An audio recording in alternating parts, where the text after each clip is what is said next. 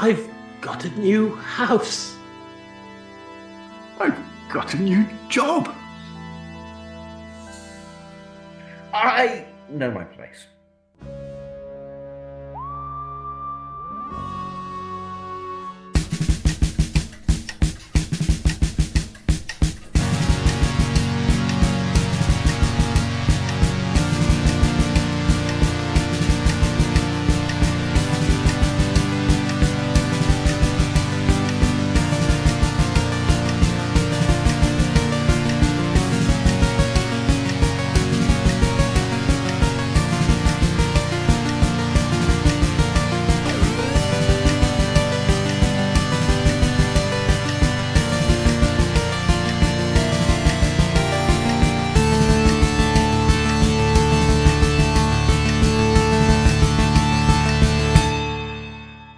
The name's Ram.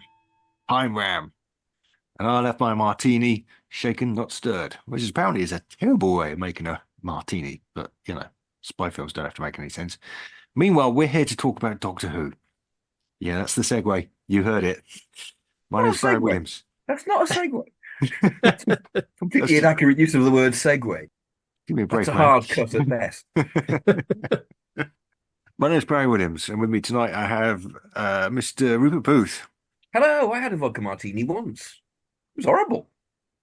And Mr. Paul Ferry. Hello, I've never had a vodka martini.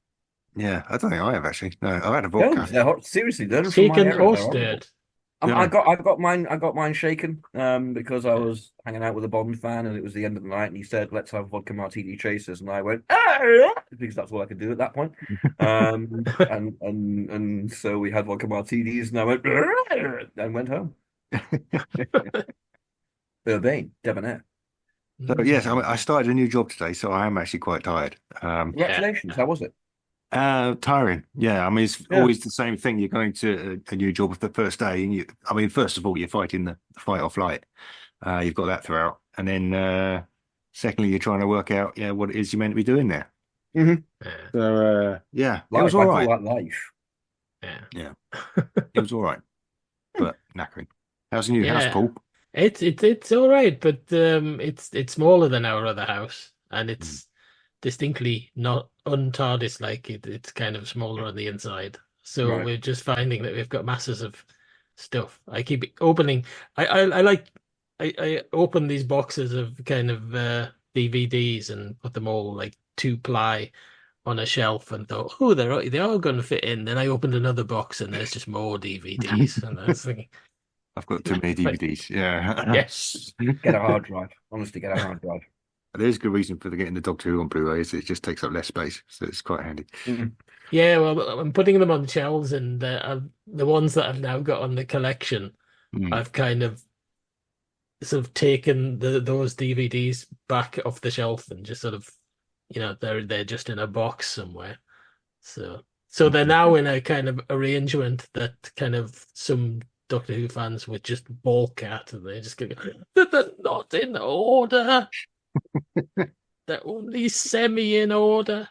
Just the one right, you should put them in alphabetical order. Just like, there you go. There. Yeah. That makes sense. Which story would come first if Doctor Who was in alphabetical order then? Is there any story that just begins with A? Because you can't have anything you can't have the Armageddon Factor because it begins with the, for example. An Unearthly Child would be quite near. An Unearthly Child. Ironically. An Unearthly Child. Yeah. Yes. Yeah, it just depends whether you count theirs or not. If you're going to count theirs, then you're going to have a lot of theirs in a row. You've got to count the the. If it's on the screen, that's the title. Yeah. Right, okay. Yeah. So I insist on calling it Doctor Who and the Silurians. Well, also because it annoys people. And that's always fun. But yeah. So your T section is just going to be massive. I mean, it's going to be like most of it, really. Yeah. Okay.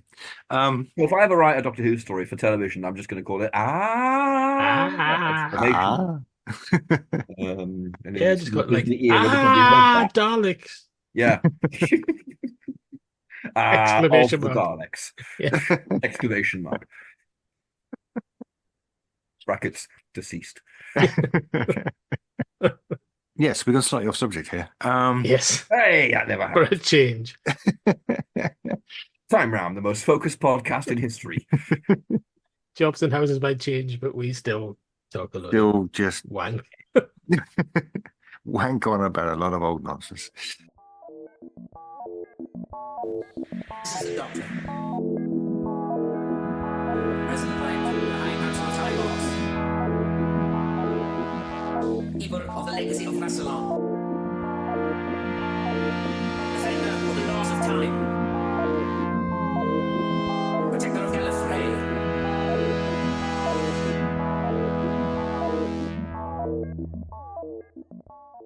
So tonight, Time Round. This is the podcast in which, believe it or not, we take a Doctor Who story and we take a Doctor from a different era and we mash them, or we ram them together, rather. Yeah. That was coherent. And tonight we are doing Logopolis, or Logopolis if you prefer. Logopolis. It is the way they pronounce it in Logopolis. Yeah. With David Tennant. Yeah. Yeah. Or David Tennant, I believe some people call him. Yeah. Like none of us are bothered about that. Logopolis were bothered Yeah, about Logopolis. whatever. Priorities. Is he classic Who? I don't think so. New Who scum. I guess we'll set this at the end of the Tennant era. It has to That's be. usually where regeneration stories Yeah. are. So that would be in the end of time slot, which was like Christmas Day and then New Year's Day. Excellent. Christmas and New Year's Day. That's how really dense stories about mathematics. Yeah. 2009, Nice. 2010. When So, I think of Christmas, I think of maths. yes, It's absolutely. the first thing I think of. Well, we know what to get you for Christmas. Yeah. There's quite a lot of maths in this story, quite a lot of dialogue, Yes. not a lot of action. No. I'd say. So, yeah. And yet it gripped me in 1981. Yeah. Somehow it does seem to work. Here we are, Christmas Day 2009, Yeah. with Yeah. David Tennant. Yeah. Doctor Who's a major series. Crowd pleasing moment coming up. Mm-hmm. Yeah. Mm-hmm. Maths.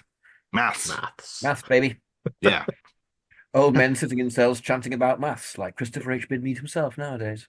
This is what Russell T Davies is all about. Absolutely. Yeah. There's no gags about sex or anything like that. Captain Jack isn't in it. No. If he was, it'd be terrible. He'd just start shagging Logopolis. That would be what happens. He starts shagging Logopolitans and the universe unravels. Oh, knob out Jack, eh? After his old tricks.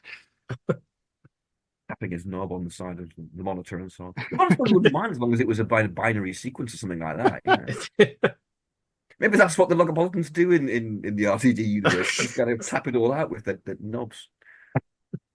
Instead of ones and zeros, you've got erect and flaccid. You've got erect and flaccid. It's another kind of binary, yeah. Masturbation is keeping the universe together. Causal nexus to insult my intelligence. We are getting ahead of ourselves. Yes. You had to say ahead, didn't you? Mm-hmm. And I'm sticking with it. Story opens. There's a policeman. He's using the last police box in England, and he gets dragged in and killed. So, except he's not, because it's 2009. There's no police boxes in England. No. And he wasn't then because it was demolished. It was demolished like weeks before they filmed there or something, wasn't They it? had to use the previous season's TARDIS prop and sort of try it up to look like the new one. Mm. And neither of them look particularly like police boxes, really. Yeah. Well, I mean, they look quite like police boxes, but not. They look quite a lot like police boxes, yeah. Yeah, but also quite a lot not like police boxes. So the whole thing of measuring a police box is flawed from the start. Mm. They're not measuring a police box, they're measuring another TARDIS. Yeah. But that's anyway. So yeah, we might have to rethink that opening. But yeah. We cut to the Doctor and originally Adric in the TARDIS, wandering around the cloisters, talking about Wilf, isn't it? Is it Wilf?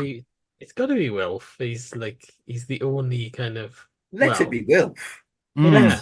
Wilf, absolutely. Is Wilf already in the TARDIS, or is the Doctor dropping in, visiting him closer to like the original end of time?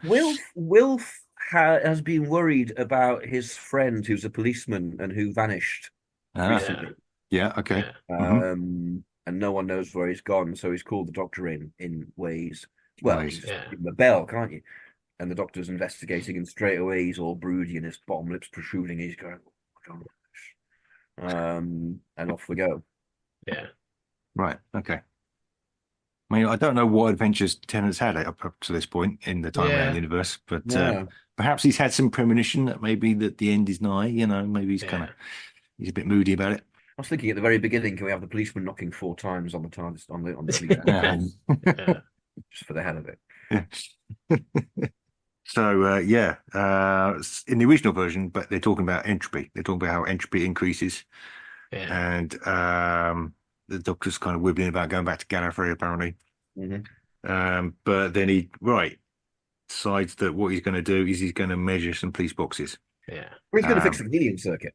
He's got to fix the chameleon circuit. Yeah, This is how you do it, apparently. yeah. Because Gallifreyan technology means going to a completely different civilization that has nothing to do with Gallifrey to get it fixed. Mhm. Yes. Exactly. Yeah. Well, it's also to do with block transfer computation, which they talk about quite a lot, and it's basically magic with numbers. Yeah. Yeah. You were talking about what's their name? They're the creatures from the Shakespeare Code. The God, what are they called? Carrionites. Carrionites. Yeah, they do it with words. Logopolitans do it with numbers, don't they? Numbers. Yeah. It's kind of the same thing. They chant the numbers and He does it with numbers as well. yeah, change the universe. Shit happens. Yeah. Mm. It's an intriguing concept. Yeah. Yeah. It's a nice Doctor Who type concept. Yeah. But I think we're not going to have all the wibbling about entropy. Well, no, we might have actually, because It's kind of central to the story. Yeah. Yeah. And so, Wilf might kind of complain about the old age and all that sort of thing as he's keeping up with the Doctor to get to the cloister room. Yeah. And Tennant starts going on about entropy. Yeah. Mm-hmm. So therefore, humanizing the concept. Yeah. An RTD kind of thing to do. Yeah.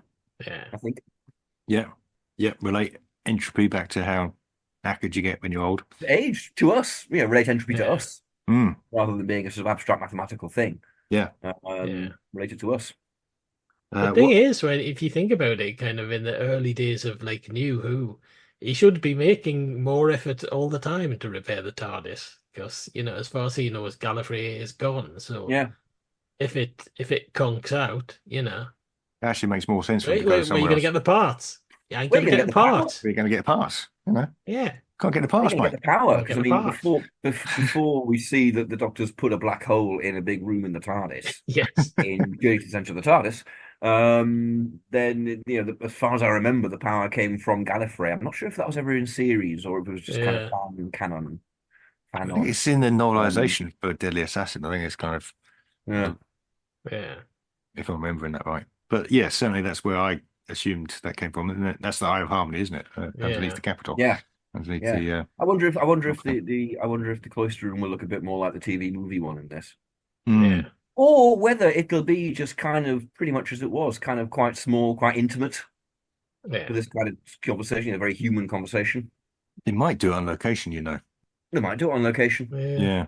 Yeah, Durham Cathedral or something. Durham Cathedral or something like that, Yeah, it's got great cloisters. Yeah. They're trying to do this when the cloister bell starts ringing, and this is bad news. It means the TARDIS is in great imminent danger, but then it stops again, and the Doctor's like, oh, well. Yeah. Go on then. So the Doctor try and send Adric to go and answer it or something like that. At some point, he just says, just go and check it out, Adric. Oh yeah. Yeah, you just leave the room for a bit. Just go. Get out of my face, Adric. Just don't be here anymore. Yeah. We also have scenes, certainly the original version, with Tegan and her Aunt Vanessa, who's taken her to the airport. So I suppose it's going to be Donna, isn't it? I guess it would be Donna. And her mother. Donna and mother, yeah. Oh, shit. What's her mother's name? I can't remember. We're going to kill her mother.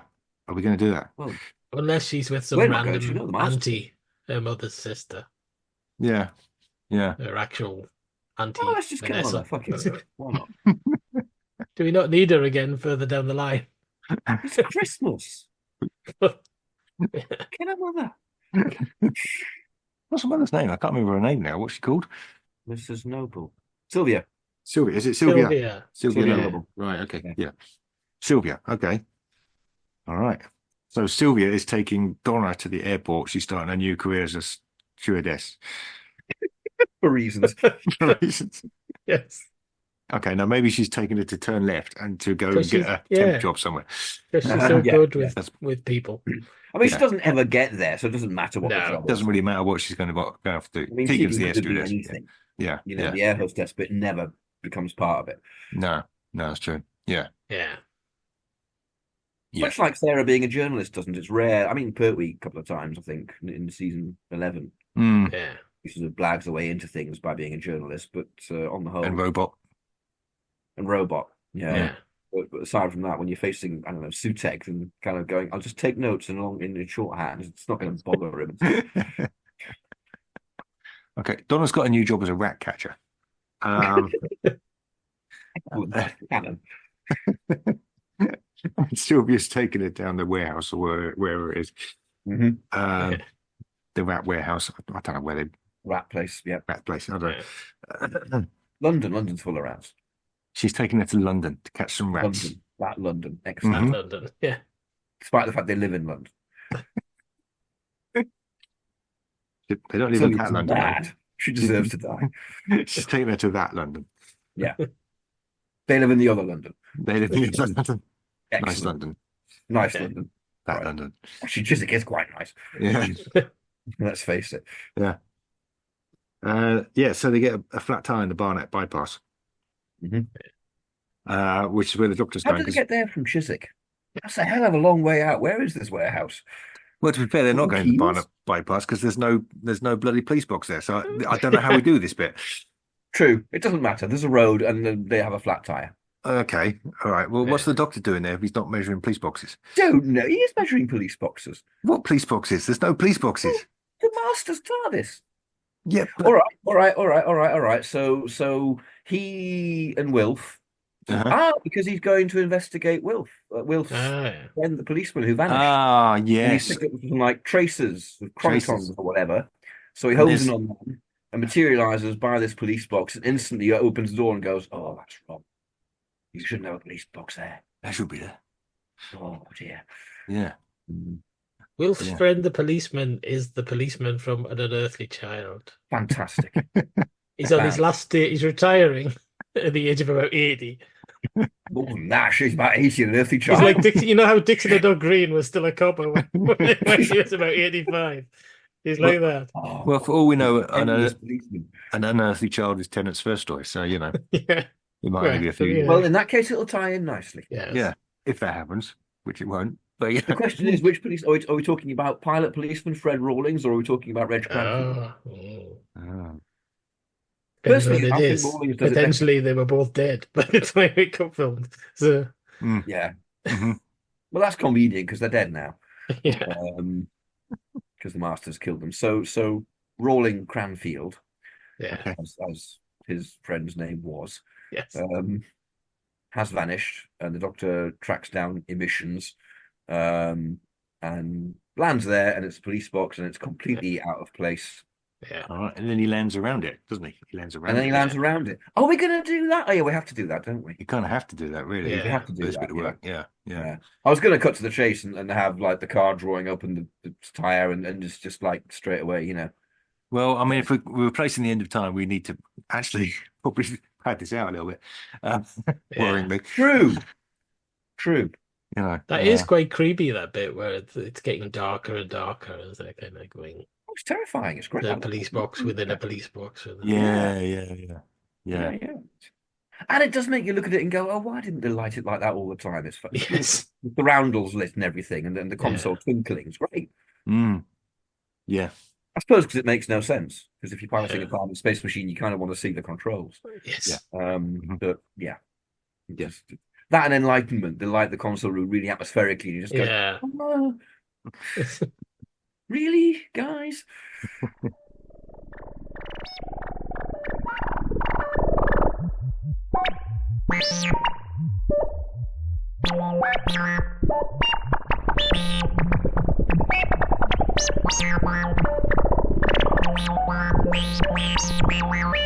Oh, please be quiet. Yeah, the Doctor pops out the front and has a quick look around, and he sees on the hill, he sees a mysterious white figure on the hill. This is going to be more of an effect, isn't it, in this version? It's not just going to be a bloke in It'd be more amorphous, neck curtains. You know, it's going to be. Yeah, it'd probably be a cloud, a CGI cloud that sort of forms Yeah. into a figure briefly and then Yeah. gone. How we bring back the Master, by the way, because I mean, obviously, in the end of time, the Master is kind of very much dead, and then they resurrect him. But in We bring him back in Logopolis, exactly. he's just he's been brought back the previous story, so it's a bit more. We do it in exactly the same way they do it in Logopolis. Tom goes, so he escaped from Kraken, and that's it. Yeah. And that's all you get in the 80s anyway. Oh, so you survived? Yes. Yeah. Right, good. How did you do that? Yes. Okay, the Master. You're not going to tell me, are you? No. Right. Is the Master a skull? Is he like a flying skull thing? Yeah, okay. Yeah, I mean, it's John Sim, Yeah. isn't it? He's going Right. he's going to be a skull. He Yeah. hasn't got much time to do that in Logopolis, has he? I mean, there's not, I can't imagine him kind of flying up in Logopolis and then just flying back down again and go, yeah, all right, I've done that. What was Yeah, all but that this is- about? Eating a Logopolitan. This is the Russell T Davies version. He's going to need to put some stuff in there that's going to make it visually. Okay, so the Master's the Yeah. skull. The Master's Yeah. a skull thing. He's a skull for reasons. Skull, Yeah, and he can fly from Yeah, his fists. he can fly. He's He's- hungry. He's He's really hungry. he's John Sim. Yeah. He's John Sim. Yeah. He ate the policeman. He ate the policeman. He ate the policeman. Hmm. Excellent. Yeah. What His he's last been day. doing is His last day before materialising. his retirement at the age of 85. You need that opening scene where Full he's of leaving in the Cranfield morning. Rawling. His wife gives him a kiss goodbye. That's exactly what I'll happens. see you later, Mavis. It's Yeah. my last day on the All, force. all his mates are going, you're the best policeman we've ever had. You've Oh, looked after take so care. many. I'll be Only all right. yesterday I'm you just- saved that small child. I've been in I'm the only, force. I'm only going by the motorway. Nothing can happen there. I've been in the force for 65 years. I think I'll be all right one more day. One more day, I'll be fine. Yeah, that's exactly how it starts. Just think, tomorrow I fly out to Ibiza. Yeah. Got me tickets booked right here. Yeah. And you won the lottery over the weekend as well. Wasn't that remarkable? We've got £85 million for the rest of our lives. It's going to be amazing. And you know what we're going to do? We're going to do good with it. Yeah. Yeah. We're going to help people the world over. We're gonna adopt 5 of them orphans. And 5 of They're those wait- ones over there They're too. waiting there. They're waiting for us. Yeah. The orphans. They're waiting for me to turn up at the. And it's just as At well the because we're going to airport. put them down tomorrow. They only keep them Yeah. for a week, you know. Yeah. After that, they go off. Yeah. You have to bin Yeah. Well, he's the best person in the universe, this guy. them. He's an absolute legend. Excellent. That's totally how it starts. Then And you've the got this bastard. 3-pronged opening. Yeah, you've got the policeman, you've got the doctor, and you've got Donna and Mhm. Yeah. the mother, Yes. and they're all going to come together around one Yeah. police, Yeah. 2 Yes. police boxes sometimes. Yeah. Yes. So and there's the master just going nom nom nom nom nom nom. Yeah, really hungry. Great. So yeah, as we say, TARDISes within TARDISes. So when they landed, David Tennant's looking at the other police box and going, "Oh, that's wrong. How about the door opens? Like a pile of bones are chucked out. They close it." The policeman's helmet. And just go, "No, that's Cranfield." It was his last day. What's going to happen to all them orphans? Terrible doctor. Now I'll have to do it. Commercial time. We are going on a journey, a very long journey, through the world of the Target novelizations in publication order. Every week, we are looking at a new book, talking about Terrence Dicks, Malcolm Hulk, and all our Doctor Who novelization friends. Whatever you do, keep turning the pages. This is Jason Miller of the Doctor Who Literature Podcast, a member of the Direction Point Podcast Network, and you are listening to Woof Time Ram. Yeah, we have skirted around the story a bit to begin with. I mean, you know. Yeah. Well, yeah. Obviously, we know that Donna's there. She's broken down with her mother, Sylvia. Yeah. Mhm. They have a bit of a tour in the throne with the tyre. They're not very good at it. And then Donna goes off to look for a phone. Is Mhm. Donna in this? Is Donna really going in there? Because she already knows Wilf. Wilf's already there. She's going in there because she's Yeah. willful. Ha, willful. It just seems a bit Maybe of a she- major she- coincidence if we've already got Wilf in it. Well, Donna doesn't go in. I mean, Tegan doesn't go into the police box. She No, she does. does later, but not at this point. Because, well, we've missed a bit whereby the Doctor's TARDIS lands around the other TARDIS. We haven't had that yet. Yeah. And Donna, I mean, unless Donna's had her memory wiped in the Time Round universe, which frankly, who knows? She's going to go, TARDIS. Yeah, she is. Well, that would be a good reason for why she goes in, wouldn't it? Yeah. So. Okay, so But why is the Doctor hanging out a Wilf? don't know. No, this Unless she just spots, Christopher H. Bin Mead or Russell T. unless she Davies. spots Wilf and then kind of goes, "Oh, hang on, what's my granddad doing there?" and goes in after him. a Sees massive him coincidence from that a they just bump distance. into each other. Oh yeah, have you seen Doctor Who? I'm aware of the television program. Okay, a little bit right. So, all right. So the Doctor materializes. They materialize next to the police box. Why don't we just stick with the original plotting in this? They materialize next to it, and he goes, "Oh, that's wrong," and materializes around it. Yeah. So the Master TARDIS is now at least inside the Doctor's, which How about it's Wilf in the lay-by? Wilf's driving. just standing there. That's what he does on the weekend. Wilf's driving Donna to her new job as a rat catcher. And then he goes to answer the phone. Right. Donna doesn't get killed, she just gets left there. But then Wilf has an adventure, unless Donna goes in with him. But I mean, they both go, "Oh, look, TARDIS." Kind of. So Wilf's driving Donna. Wilf's driving Donna. Right. Unless Sylvia's driving both of them. I mean, yeah. They're taking Wilf down the bingo and they're broken down. They're taking Wilf down the bingo. They're taking Donna to her new job as a rat catcher. Mhm. Then she's taking Wilf onto his bingo. Yeah. Yeah. Right. With June Whitfield. With June Whitfield. Yeah. Yeah. Yeah. Or a Wilf and June Whitfield on the way to a wedding, maybe. They're going to get married and then June Whitfield gets shrunk or eaten. Well, we do need three companions, don't we? We do. What, you mean June Whitfield turns up? She's in it. She's on it all the way through. Yeah, she's never. Oh, no. June Whitfield turns up halfway through and thinks that the Master's her dad. But you look so much younger. This makes no fucking sense. Wow, this is a mess. Yeah. Have we got too many characters going on here? Should we? I mean, could it be just the Doctor on his own to begin with without Wilf? Yeah, I think Doctor on his own initially. Yeah. Right. The The nobles are all in the car. nobles are in the car. So we can get the three companions in one go. There's our three companions. The nobles. The nobles. turn up. Donna, Wilf, and Sylvia. Okay. Yeah. Right. Right. That makes some sense at least. Yeah. And no one gets eaten. No one gets eaten No. unless it's June Whitfield Apart from the Apart from the copper. policeman. Yeah. and the policeman. Oh, well, June Whitfield could be there. She's going to the bingo with Wilf, and there's lots of kind of banter going, "Oh, you and your girlfriend." Yeah. And he get off in that Wilfy way. As she starts talking about her friend, the policeman, who was going to retire yesterday, but he hasn't been seen. Yeah. He hasn't been seen for 24 hours. We don't know where he is. No idea. Yeah, he's vanished, and his wife's beside herself. Yeah.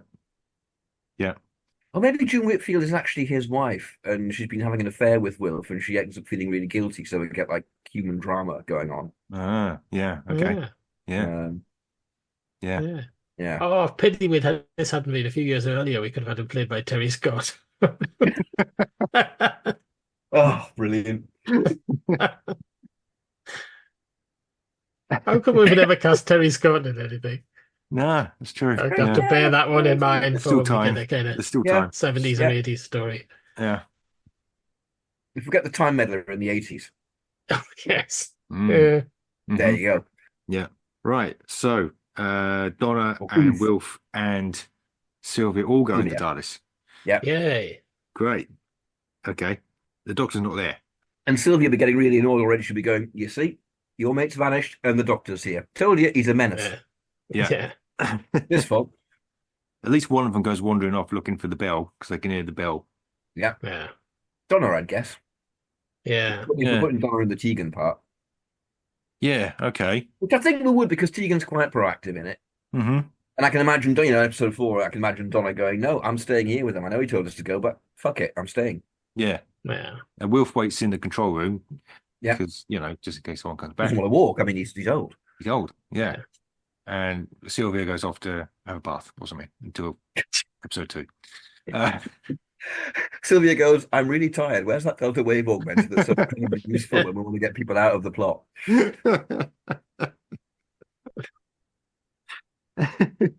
Or maybe she just enters the TARDIS and faints in shock.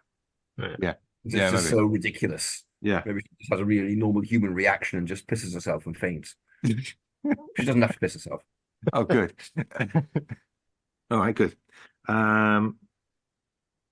Yeah. So the Doctor eventually he comes out the back of the TARDIS. Well, there is a door in the back because we know that because it was established in the wheel in space. Yes. And there was actually a door in the back of the prop and in the back of the Logopolis one. Yeah. Same reasons. It's easy to get people in and out that way. He finds June Whitfield's body. I'm sorry. June Whitfield isn't in anymore.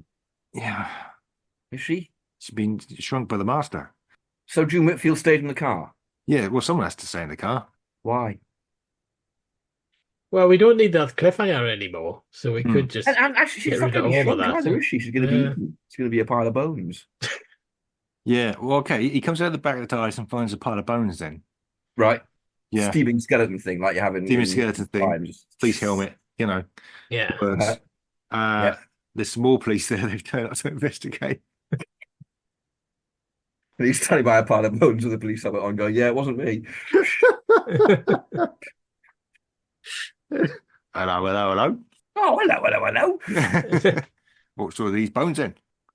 We can probably actually jettison this sequence, but yeah, it's still really going. Yeah, we need to get out of this fucking lay-by. We need to get out. And off to look It's already a recursive occlusion. Yeah, it really is. Yeah. Yeah, we run away from the police. The Doctor goes back in the TARDIS. Yeah. This is the scene where he ejects Romana's room in order to dematerialize. Maybe he rejects Donna's. He ejects Donna's room or Martha's room. Someone's room. Doesn't really care at this point.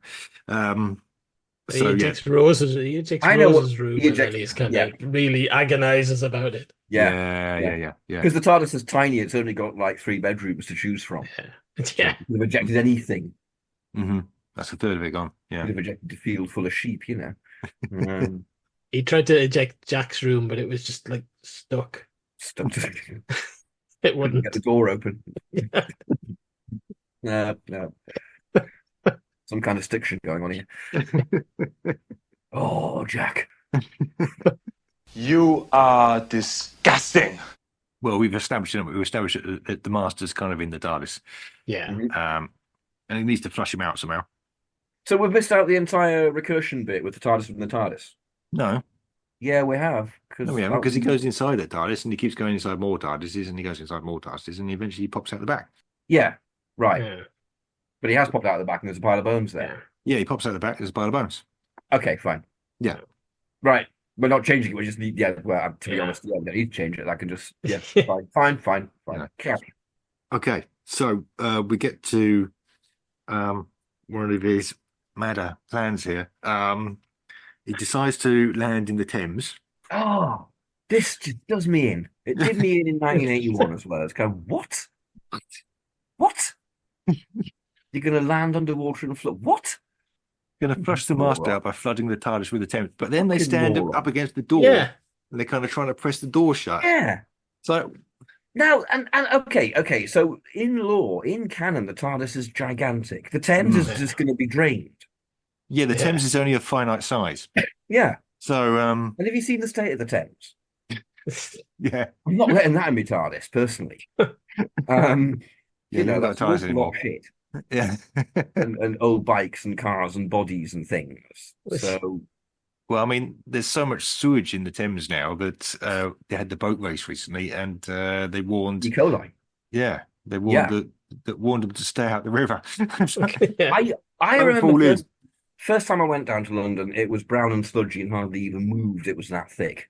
And then over the 90s and the 2000s, it became a river. It was actually looked quite clean and quite inviting. Mm-hmm. And then last time I was down, a couple of weeks ago, it was kind of brown and sludgy again. Mm-hmm. I thought, yeah. That's what 14 years of toys does. Tell Dexter we've come full circle. Yeah. Yeah. Mm. So, yeah, he's going to let all that this whole sludge bit's shit. mad. And can Donna just slap him and go, no, don't do that. That's a stupid fucking idea. Yeah. You fucking moron. You fucking... What the fuck is wrong with you? For fuck's Really sake. fuck me off sometimes. Yeah. Drain the Thames into the TARDIS, you because she's from London, you know. Yeah. You all talk like that. She's From a writing point of view as well, that whole sequence is entirely pointless. It goes Paddock. nowhere. Yeah, He comes up with a plan, and it doesn't actually happen. It's a stupid Yeah. plan anyway, and It's then a it stupid doesn't plan. happen. And Doesn't you happen. think, Yeah. why? What's it for? yeah. yeah. When It's- you do the plot for this story, you realize there's actually quite a lot of scenes in a row which don't really go anywhere. Nothing Yeah. really comes to them. Donna's not actually there because she's in the cloister. She's still wandering Right. around the cloister. So it's Wilf going, "Really, Doctor? Okay." Oh, was it Wilf going, you fucking Are you sure that's a good idea, Doctor? Heard my version. But yeah, unfortunately, that doesn't happen. They land on a barge next to Albert Bridge. Mhm. And then the Watcher's up there Mhm. on the bridge. The Doctor goes and have a And little this, I conversation with him. love the lighting and all this stuff on film, all the stuff on the barge. It's beautiful. It's great, yeah. Nice. It's really It looks like atmospheric. Manchester lighting. Looks like late in the day, and all that sort of bit. It's great. Love it. I remember finding the Watcher really mysterious and scary. Scary, Yeah. scary as hell because we Definitely didn't know scary. what it was. Yeah. Yeah. That's something I find New Who does less than Old Who. We don't know what it is, Mm. Yeah. and it's therefore scary because of that. Midnight. I mean, that's a great example. You never find Yeah. out what it is, Mm. And it's terrifying. Yeah. Yeah. Yeah, it's very unusual. So the Doctor goes and has a chat with him and then decides, no, actually, he does need to go to Logopolis now. And it's when Donna gets back. Hey, Mhm. back in the Hey. console room. Reunited. I wonder if the Watcher's kind of flapping his hands around a lot while he's explaining the distance. Yeah. Wearing a fez. He said one thing. He said the bow ties are cool. Yeah. So they land on Logopolis. Yeah. And nobody notices when the Master's TARDIS kind of splits off, turns into a plant, Yes. Yeah. turns into a column. Push Nobody turns materializes, column around. materializes and goes, and then, yeah, Yeah. they're very into their maths. They're very to their maths. Yeah. You know, if it's not maths, they don't pay any attention to it. No, it's not of interest to them. Yeah. So we get to meet Monitor. Who's playing the Monitor? Who's playing the Monitor? Hmm. We haven't really cast anyone yet, have we? Yeah. Well, they've all been recurring characters apart From from the policeman, I suppose. Not from the policeman. Yeah. Helen Mirren. Helen Mirren. As a serious Yeah. suggestion for once. Yeah. Would be great. Hmm. And a big Yeah. name. Would it be Claire Bloom? Could be Claire Boom. Yeah. Yeah. To tie it in a bit. Yeah. All right. Claire Boom. Yeah. So we get a lot of information here about the Logopolitans. They compute block transfer computations and they do it in Chan. Mm-hmm. And they've made a telescope based on Jodrell Bank for reasons. It's so going to be filmed at Jodrell Bank this time. Yes. Yeah, if you actually film it at Jodrell Bank, that would be handy. Yeah. Probably, I would think Logopolis might be on location as well. Yeah, that would be more likely. Somewhere Yeah. in Tunisia, there's sort of Star Wars type buildings because they're all that sort of whitish Yeah. type thing. Mm. Something like that. Yeah, if they had a budget to actually go to Tunisia. Mm. Yeah. They filmed a telescope at Arecibo, although you can't really fall off Arecibo. You can't No, really fall in and well, roll down it. Yeah. Yeah. James Bond fell off the bit in the middle. Well, Yeah. Sean Bean did. So, yeah. Mhm. No, I let's love keep Arecibo. Jodrell Bank because that would look really good, kind of mapping Yeah. into somewhere, you know, an alien sort of surrounding like that. Mm. hmm As it would in the original if it wasn't just a kind of dodgy model shot. If model's Yeah. fine, just shot it on video again. Yeah. Well, it's Just not don't quite. do that. It's not quite detailed enough to convince that it's a city, really, is it? It's kind of. No. Yeah. I like the design. I like the way that all the buildings are spreading out from that central hub. Mm. Yeah. But shot it on video and it looks like a model. Yeah, it does. Yeah. Well, anyway, we're still going to talk about the TARDIS here. They've calculated the correct dimensions for the TARDIS. Yeah. And so that's going fine until the Master eats one of them. Yeah. He's going to fly down, isn't he? He's going to be. Logopolitan's going to take a break from his abacus and go out for a breath of fresh air and a fag. And there's this little spot in the sky and go, oh, what's that? And it just goes, and it's a skull. I love the image of Logopolitans having somewhere they go for a fag break. That's great. Yeah. Oh, fed up with maths now. Yeah. I've clicked these beads back and forth for long enough. I'm having my fag. The universe can just wait a minute, right? The universe is dying. I'm having a I'm fag. having a fag. This is my statutory fag break. Now, just do you want to walk out? You know what happens if we walk out? Yeah. One out, Oh, it's all out. I want to be a union leader on Logopolis. It's kind of like, right, you're going to give us all the universe ends. Acquiesce. One out, one out. Very good. And zero out as well. Yeah. Yeah. Nice. That's a joke for all you maths fans. Great bags, we've got your back. We're doing jokes in binary now. Time ram. So yeah, the Doctor he takes computations. He takes computations from Monitor. He's got everything worked out now. He leaves Wilf and Donna and presumably Sylvia to one side. Yeah. Says, right, I'm going to get in the TARDIS now. She got up now. She's awake now. She's having a little nap. Unless she's still in the TARDIS, but yeah, let's assume that she's not. It's maybe she's having a fag with Logopolis there, having a bit of a chat on. Yeah. See that Doctor? He's not all that, is he? Can't pawn one off you. And that's the Logopolitan.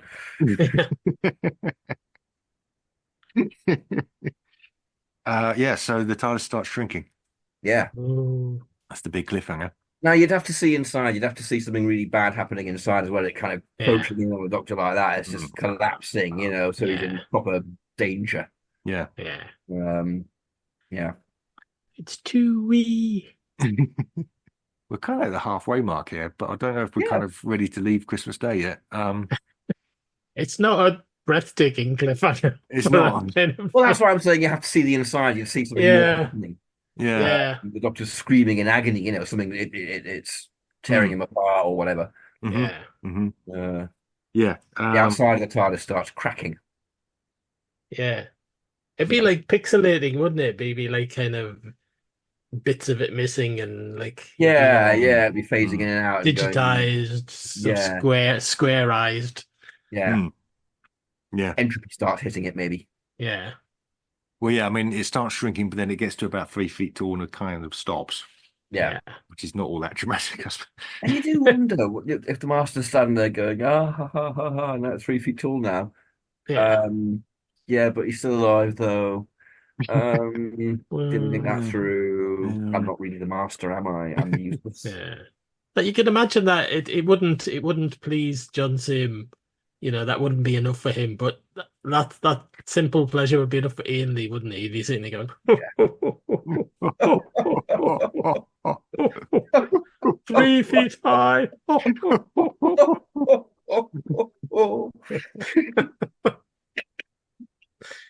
He's easily pleased that Ian Lee. He is. He's just got a new body. He's enjoying it. He's already thinking about dressing up as a scarecrow. He's like, planning ahead. Can't wait for that. So this is deliberately not a very bad plan. It's actually designed to kill the Doctor because he's got all these things lined up he wants to do. He's cackling about. He can't kill him yet because he's got 10 more schemes ready to go. Yeah. But Johnson isn't doing that. He's just eating Logopolitans. He's just eating people. Yeah, he's just just nomming. I mean, it might be that to beef up the cliffhanger slightly, we'll put in something earlier about some hints about Logopolis keeping the universe together. Yeah, it'd be nice to kind of hit the halfway mark on the point where you think, actually, no, the universe is kind of going. Yeah. It would. It doesn't would leave as much for episode 2, but yeah, that would be kind of the natural break. I would have thought. Yeah. But we'll stick with, because otherwise we'll be confused and wronged. We'll stick with, we'll beef up the threat to the Doctor. Inside. Like have those big columns, those coral things like falling down and stuff. Like when he regenerates. Just break it. Because he's not going to regenerate in the TARDIS. Blow it up as he does so. So let's do all that stuff of it collapsing and blowing up. Now, cliffhanger to episode 2. And then maybe he can throw some stabilization device inside. He can actually have some agency and stop it from just going to nothing. Stop it from crushing him. That'll be rationalize why it kind of doesn't go all the way It to. doesn't make any sense Okay. because the interior and the exterior are different dimensions, and Yeah. anyway, I know. you know, Yeah. yeah. I The mean, more you look at Logopolis, the less of it makes sense. yeah. Have we all given it something of a pass because it's Tom's last story, and we were there, man, we were there. Yeah. I mean, it's an unimpressive final story after 7 years. Yeah. It doesn't, you know. I suppose it's Yeah. got atmosphere to it, but other than that. It's got. There's a lot I like about it. There's a lot I like about it. It isn't just nostalgia. Yeah. But I think a lot of it is done by the actors. Yeah. Mhm. Actually, I think a lot of it is brought by them. Yeah. Yeah.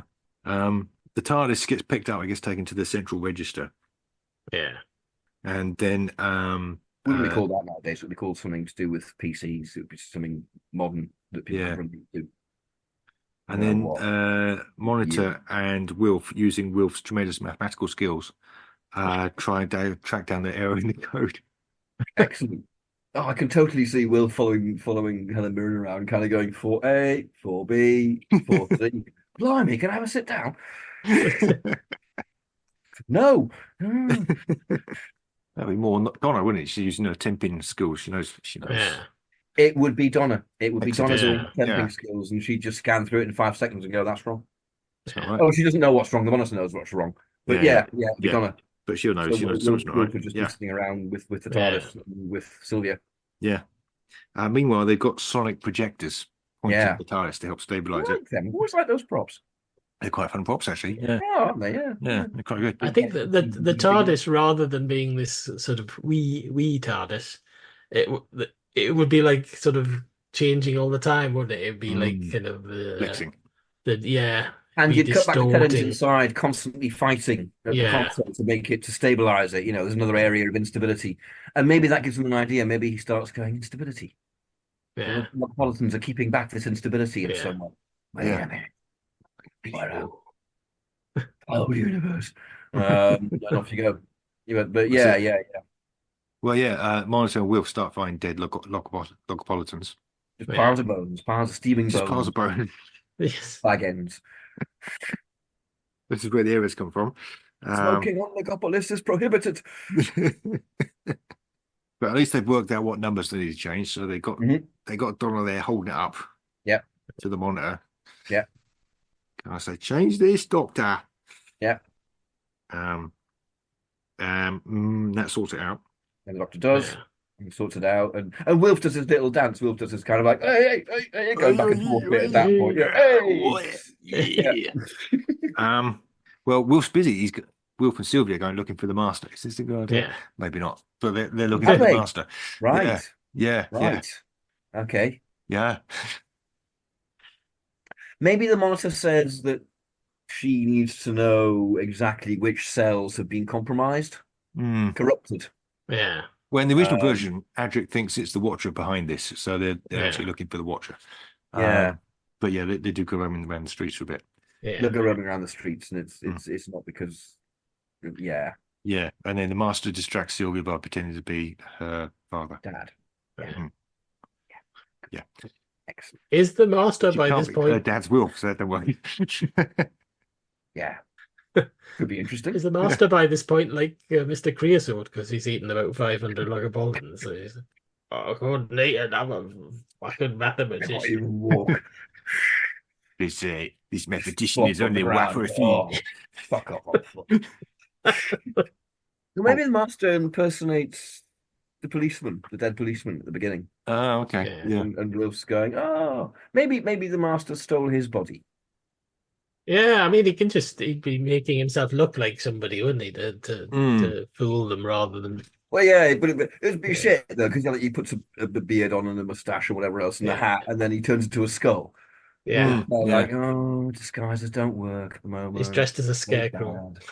The policeman's helmet. I was thinking more like Silence of the Lambs. He's just wearing this policeman's face. Oh, God. Actually, I mean, yeah, you know, but they're not going to believe it. Yeah, not a tea time on Christmas Day. No, it's not.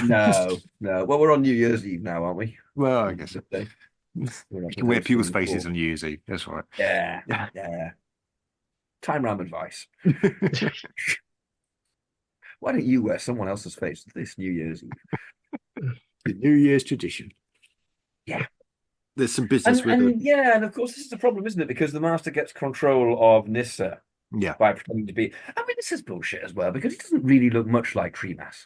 No, he doesn't. No. You know, if my dad had suddenly turned up looking about 40 one day when he was in his 60s, I might have gone, you know what? Something odd about you. Yeah, there's something all right there. Yeah. It's not right, this. No. You want me to wear your bracelet, do you? Right. Yeah. So Nyssa's a bit thick, but then she's probably obsessed with telebiogenesis. Yeah. We maybe not include this. Yeah. Again, does it go anywhere? Not really. Controlling Nyssa. Yeah. He controls Nyssa for a It's bit. bargaining power later, isn't it? Well, yeah, he controls Nyssa because she's so dangerous. He uses her to threaten people. When he's got a tissue compression eliminator, you know.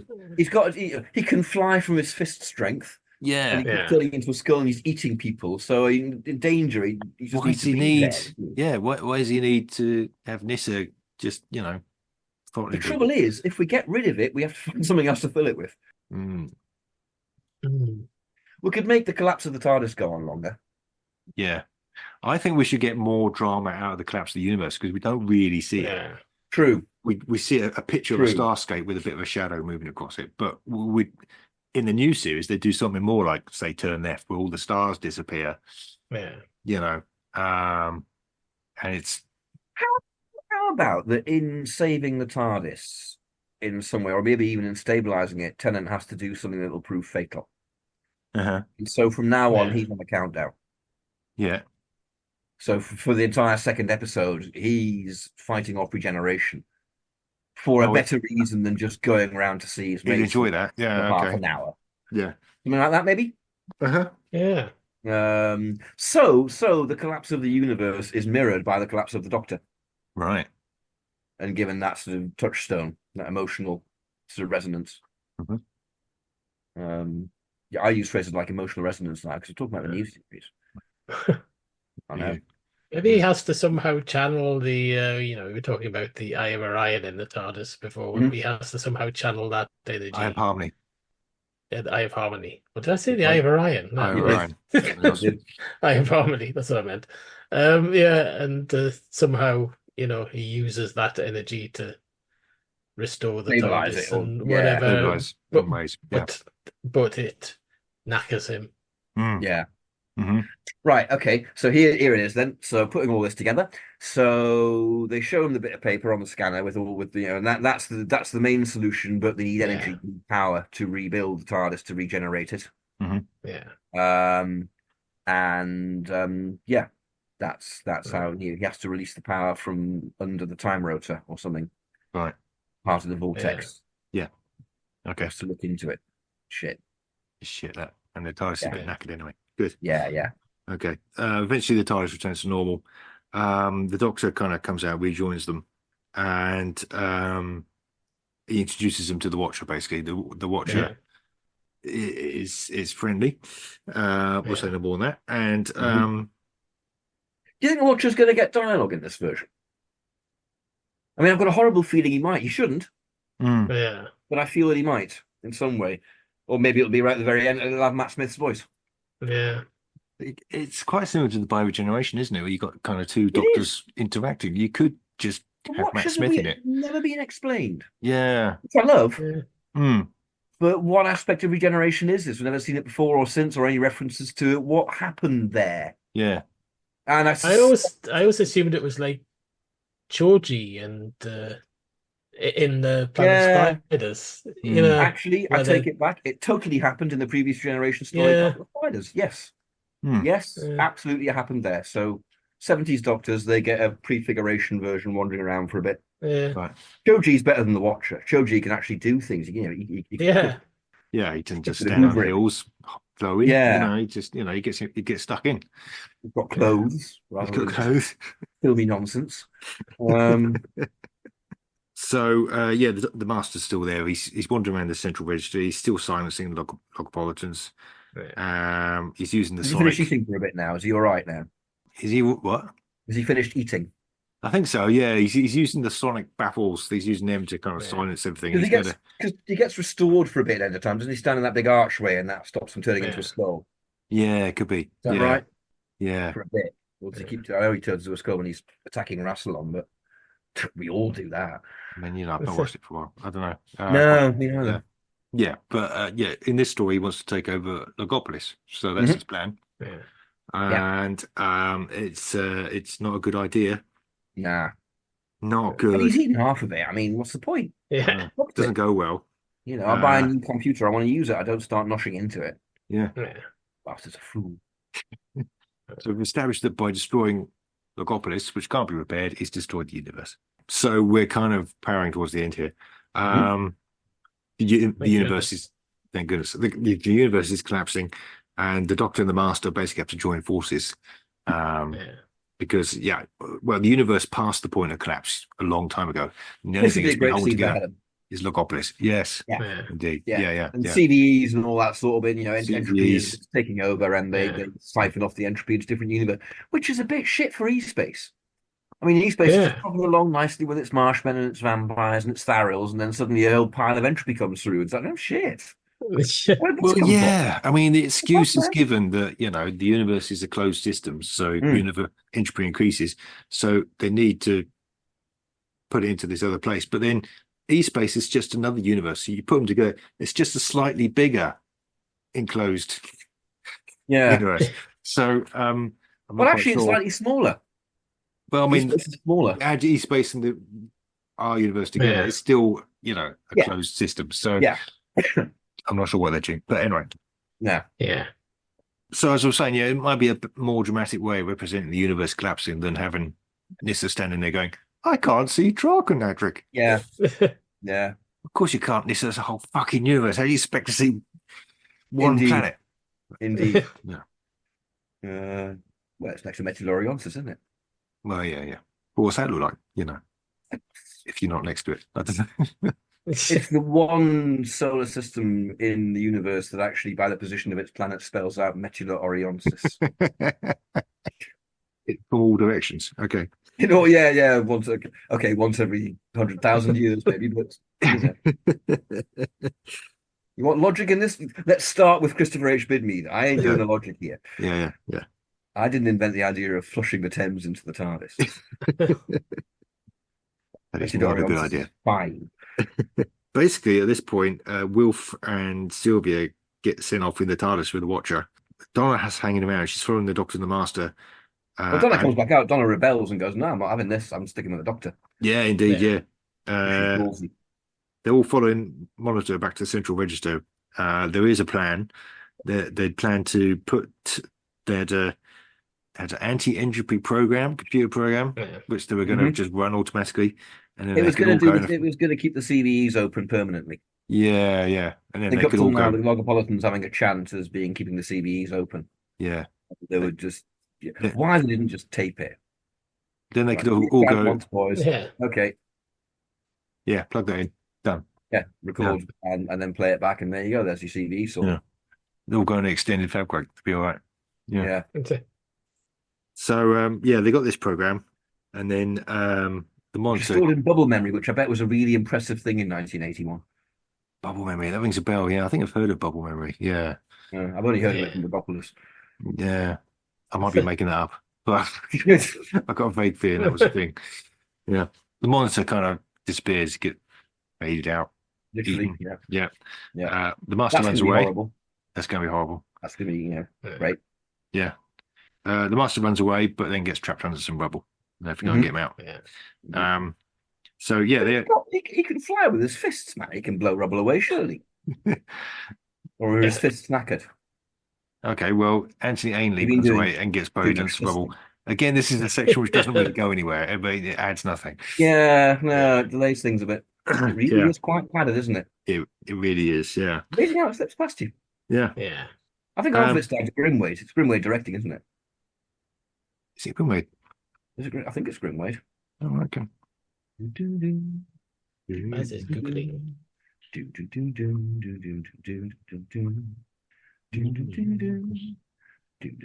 is Peter Grimwade. Yeah. There you go. And a bonus point to anyone who wants to write in and tell us what music I was doing just then. Yeah. I snip that. Right. Long story short, they get to the Fairest project on Earth, where they spend the whole night apparently sort of figuring out what's wrong with this program, and they stick it in Playing the with the computer, bubble memory. playing with Yeah. the bubble memory. Yeah. Meanwhile, the Watcher, I don't know why, he takes Wilf and Sylvia out of time and space, then he Yeah. puts them back again. And then he brings him back again. Yeah. Yeah. Where's this going? That. I don't know. And then he drops them off in a field nearby. Yeah. And stands in the doorway a bit, Stands there going, having a fag.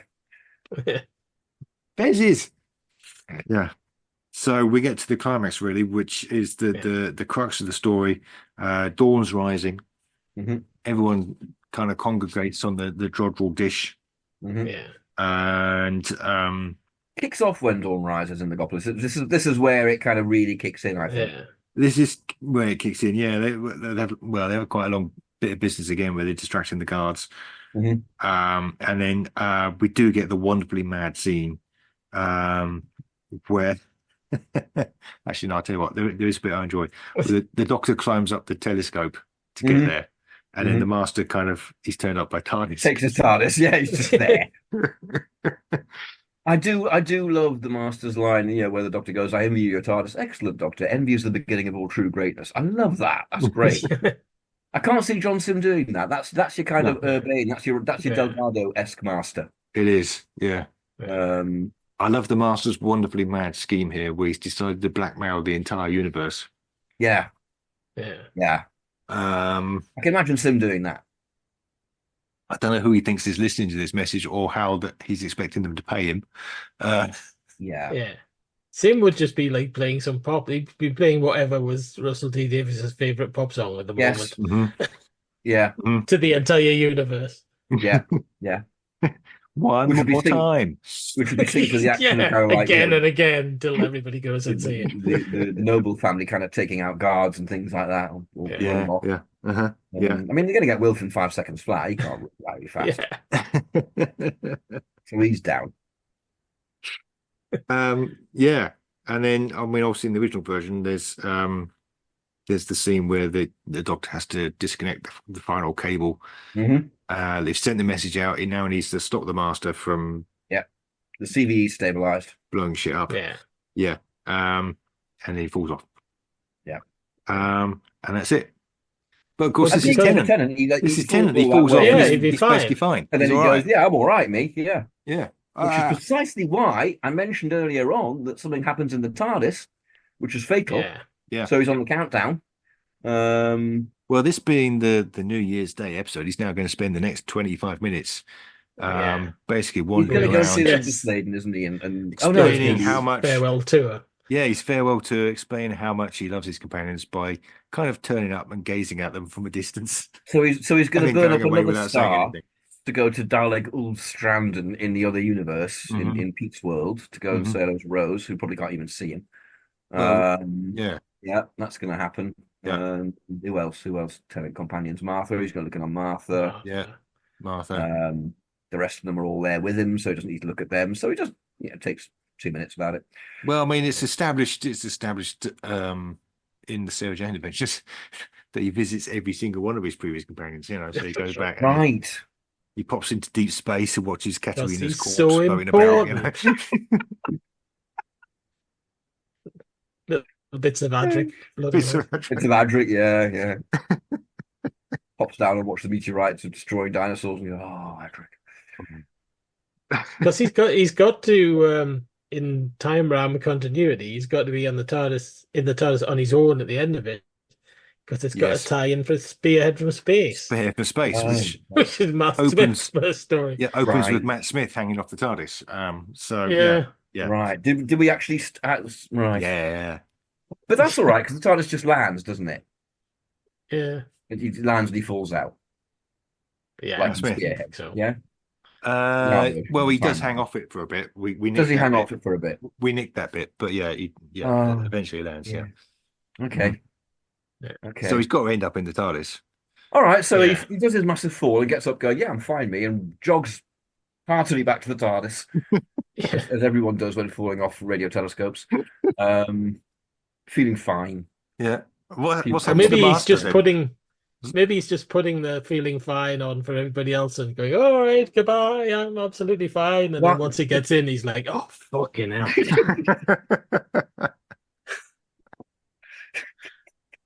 Twisted my ankle. Oh, that ankle. I used to love that ankle. Oh, hello, ankle. Etc. The master being sucked into a CVE. Is that what happened to the master? Yeah. Let's have Go him back sucked to into a hell. CVE. Yeah. Let's have him sucked into a CVE. Get Yeah, sucked so into a He's CVE. been, in the best time tradition, he's been sucked off. He has been sucked off indeed. into a CVE. Indeed. Yes. Well, how about then? Because it's a bit messy at the moment because the nobles are all being hunted down by guards. Yeah. How Yeah. about the doctor pushes the master into the CV, but the master grabs his hand at the last minute and drags him in with him. Uh-huh. And then the Yeah. next thing you know, Tennant wakes up back in the TARDIS, Ah, going, "Oh, well, girl, you saved me, just like I saved you." right. The TARDIS goes, all those noises it makes these days. Yeah. And then he saves the then nobles. Then he looks at his hand and it's glowing, and he goes, "Oh, here I go." Then he goes and does a tour around every single companion ever. Hmm. And then I don't know, the TARDIS blows up and he falls out the door. Yeah. Spearhead from space. Oh, and he regenerates as well. He yeah. does do That that. happens. Well, the Watcher turns up, doesn't he? So the Watcher's The Watcher turns up and just stands on his face for a bit, and literally walks straight into his heat. Yeah. Well, the Watcher was in the TARDIS, wasn't he? He Yeah. was. He was. in the Oh, TARDIS. that'd be quite nice. So what you could do, actually, you could have the Watcher across the other end of that massive console room, Yeah. and every time the Doctor goes back in from seeing a companion, the Watcher's that bit closer, just that bit Yeah. closer, and that bit closer, silent, Yeah. and that would, Following him. Yeah. scary. Yeah. And then Tennant says something about kind of, oh, I finally worked out who you are. Sort of Yeah. thing. Yeah, And then, yeah, because we haven't gotten this up yeah. Yeah. in a dubbed voiceover going, "He was the Doctor." I always thought that bit must have been animated to clarify it. Sounds so dubbed. He was the Doctor all the time. Yeah. Do you see? Fine, yeah. But didn't they run out of time on that studio session? So Peter Davison has to sort of sit up in about that's 2 true. seconds, and then Yeah. the lights went out. That was And it. literally, as far as I know, they used every single frame of that until bang, the The lights go most out. important scene of that You season. see, I never understood that. On the 10th planet, they recorded the regeneration in the afternoon before they Yeah. started on the rest of the episode. Yeah. Yeah. Sense. It would have. Yeah. Yeah. Not that it affects it, because the regeneration of the Logopolis is still one of my favorites. I still think Yeah, that's really good. it's Very effective. Yeah. yeah. Yeah. And Effective. well, that was easy. Logopolis done. Right. Yeah. Yeah. None of it makes any sense then. No, none of it. No. Right. Much Okay, like when we did Castrovalva, it's a story that really doesn't fit in the modern era. Yeah. No, it doesn't. Not at all. Yeah. Yeah. So, which is kind of odd because we've had 60 stories that fit quite well. Yeah. But now, what's the common denominator between Logopolis and Castrovalva? I mean, they are both very Christopher H. Bidmead. Yeah. Who is his own? He's his own.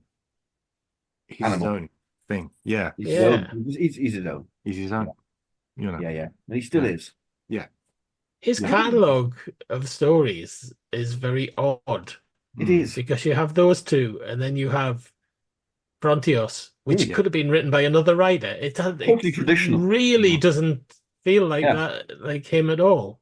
Yeah. Frontios is my favourite of his 3 stories, actually. I love Frontios. I love Frontios. Yeah. I love the Tractators. Baz has got that look on going, I don't love Frontios, and I don't know how to tell him. Yeah. But he doesn't like meditation, so what does he know? You just watch, we'll get Frontios for the next I don't like the way the TARDIS gets blown up and then brought back together again. It always seemed contrived to me. So, Yeah. Uh, Yeah, that doesn't make a lot of sense. But I mean, compared to Logopolis, it's flawed. yeah. Yeah. In terms of making sense. it's entirely logical. Yeah.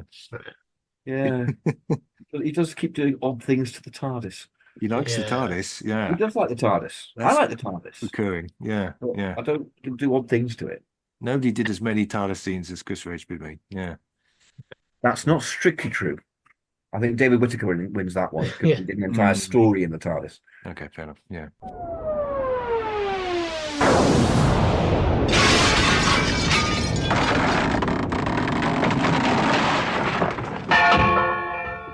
Explainment. Explainment.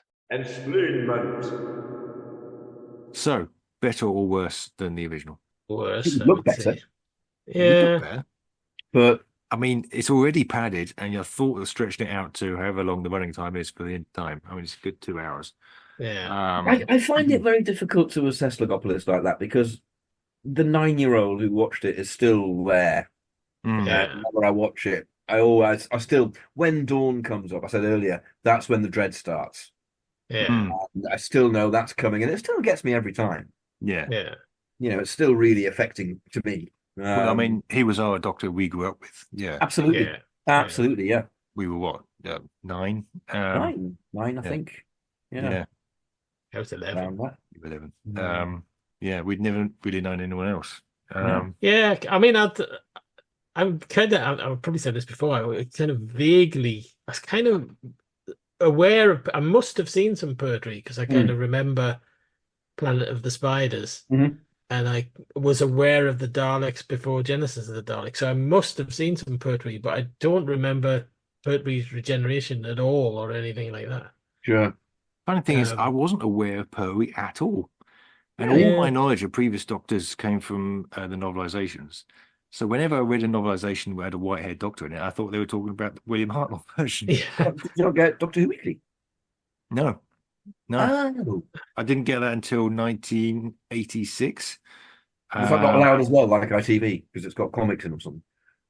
I just didn't see it. I mean, I got a job as a paper boy, Yeah. and so I was hanging around the newsagents more than previously, and I saw the 1986 Doctor Who summer special Right. on sale on the Blimey. shop. Never, mind blown. Had to buy it, obviously. Of course. There's a magazine, you know. Yeah. Entirely dedicated to this. Yes, Why has the world not told me? exactly. Blimey, I didn't know that. Well, there you go. Yeah. Yeah. Oh. So I started Right. getting it in. I was very aware of Pertwee from Who Done It. Yeah. Show. And I'm sure that my parents had told me I seemed to link that with Doctor Who. Yeah. I mean, Who Done It's very early in my memories, sort of 2, 3, 4-ish. Yeah. And so I think I kind of thought that he was somehow connected because Who Done It? It had to be Yeah. connected. So I kind of knew he was the Doctor, and my dad was always going on about Hartnell and how he was the best. Hmm. So I was quite aware of there being other Doctors Yeah. beforehand. And I did get Doctor Who Weekly from fairly early on. Yeah. But Logopolis is certainly the first regeneration I remember. Yeah. It was heartbreaking. Yeah. Mm. It was a bad time to be a child science fiction fan, Blake's lot all got killed. The Liberator was Yeah. destroyed the year previously, and then they killed Blake's lot, and then the Doctor regenerated, basically died. Yeah. Mm-hmm. It's kind of, what you had? I don't like the 80s. Sapphire and steel stuck in a window. Sapphire and steel stuck in a window. It's what the fuck, man? It's like you're killing the 70s. Stop killing the 70s. Stop killing everything I like. But that's fine. I turned out fine. Not bitter at all. No. And then in the 90s, they stopped doing science And fiction. then I just stopped doing it. Yeah, Well, but yeah. then we started, so it was all right. But yeah. Whenever I watch Logopolis, and indeed on the last watching, it still gets me. Yeah. Which I do wonder, having analysed it now. I mean, I've never really sat and gone through it in the sort of detail we've done tonight. It's a mess. Yeah. Mm. It's an absolute mess. Yeah. Does not hang together. I don't think if I was writing it, I don't think I'd let that out Yeah. without some more tie up. I mean, if you pull at any of the threads, the whole thing just comes apart. Yeah. It's strange, but I loved it at the time, definitely. Yeah. So do that. We're gonna roll. I'm just energizing. It's Doctor 7. Okay, not had him for a while. Yep. There we go. Yeah. Yeah. And it's story 7. Okay. Well, Well, it's that's no not because that's the censor rights. So yes. So let's look at we've the had- censor rights. we've We had have the to censor reram, rights. don't we? we've had the censor rights. Well, I'll reram then. Reram. 68. Drought per week. Yeah, I think we're chatting on October, yeah. Planet of the Daleks. Oh, Oh. I can that see really that. doesn't fit the Seventh Doctor Yeah, that's a at difficult all. one. I don't know what you do with that. Yeah, okay, well, Planet of the Daleks it is. Well, what you do with it is that he's been planning it all along and Yeah. putting Ace through torture, Yeah. all that sort of bit. Well, it's also in the remembrance slot, isn't it? So Yeah. I had to so- do that. I had to do Yeah. that. Defeat the Daleks. Ice Kiddo. Really white Daleks. Very, very cold. Very cold. Join us next time for Sylvester McCoy in Planet of the Daleks. I've been Barry Williams. I'd like to thank my co-hosts, Mr. Paul Ferry Bye. and Mr. Booth. Yes. Good. I also need to thank Ben Jones for providing our music. And you can find us on the website formerly known as Twitter. I'm on there as @BatsTimeRam. Paul is @Paul38 and Rupert is @Rupert Booth. Some of us are also on Tumblr, and there's other places on the internet that we can be found as well. We're on Facebook. We've got our own website, timeram.com, and we've also got a Patreon site. Do join us there for some extra content. Be content with our content. Be content with our content. There's quite a lot on there now, actually. And what am I talking about? You know, Keep man. going. Oh. Keep, Ah, man. keep going You can do fast. it. You can do it. Soldier on. Another way to support the show is to leave us nice reviews somewhere, wherever you download your podcast from. Have we had any Spread the reviews word. ever? Hmm? Have we had any reviews? One or two. Yeah. Early Oh. doors, I think there was a couple. They're Yeah. nice. Yes. Yeah. Yeah. Really, what I should do is go on there and do it myself. Just, leave some 5-star. Yeah. But, We'll just crowdsource it. We'll all write really good reviews for every just do episode. it. Yeah. Best Yeah. podcast there is. Of just about Doctor Who, all podcasts. Gav did a really nice review of us, and they put us on a website called Best Podcast or something like that. It's, Oh, yeah. very nice of it. So, yeah, Well, we'll get him back then. do the whole Gav. Yeah. Yeah. Direction point! Direction point! A Doctor Who podcast network.